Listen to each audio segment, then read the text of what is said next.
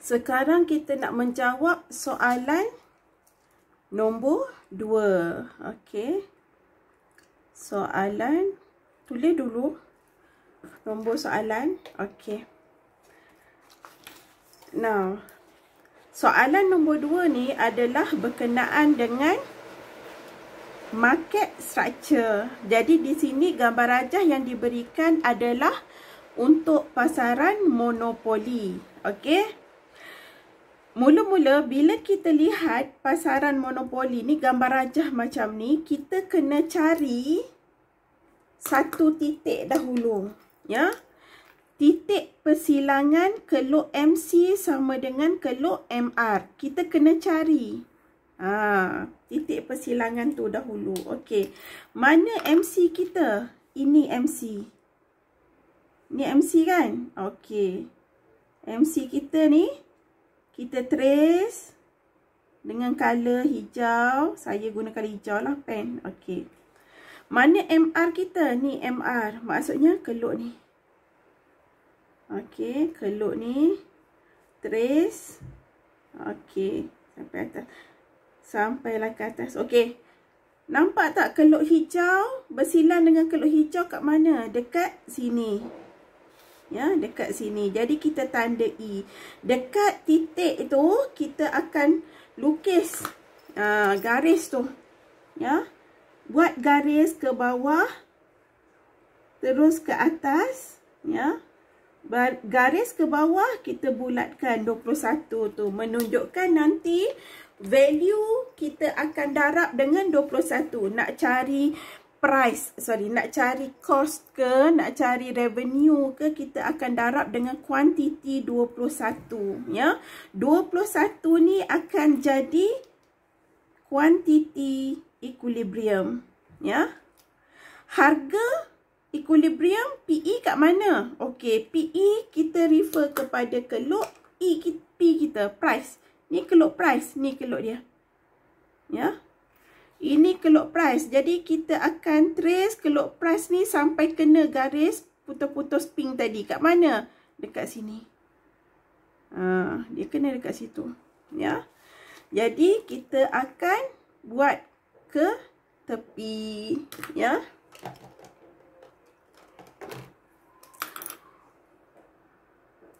Garis keluk price. Ya. Kita tengok keluk price ni, garis tu pergi sampai kena ke garis putus-putus kita tadi. Kat sini kena dia, ya. Dan kita trace dia sampai ke tepi, dapat 22. Inilah PE kita.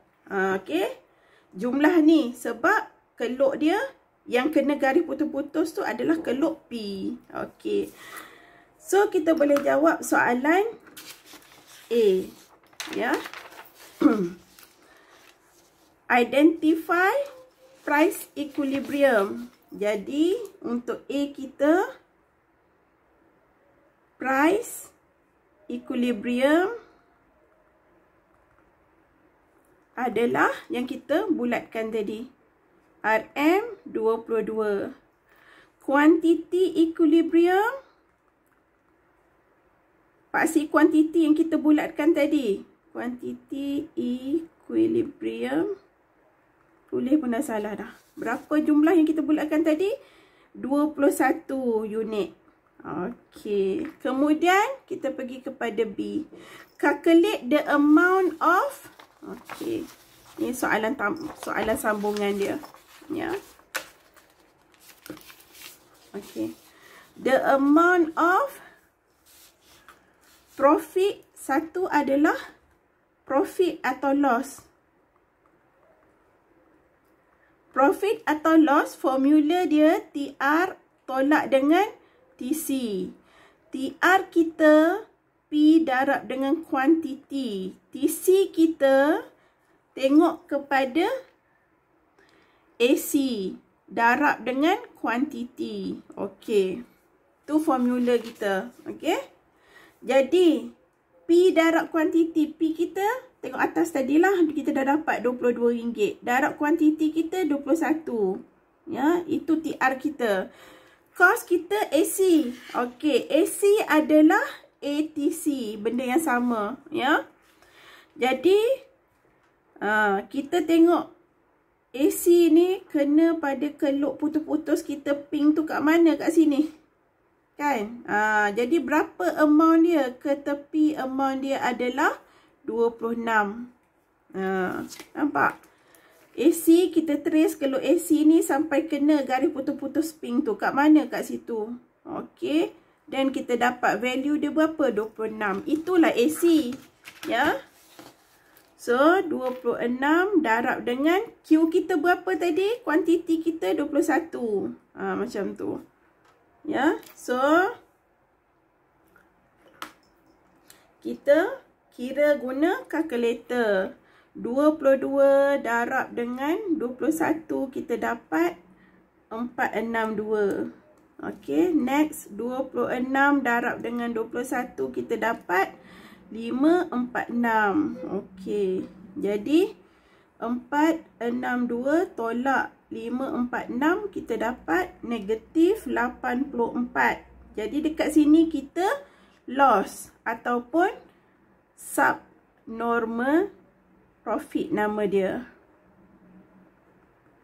Okey, settle. Untuk B1.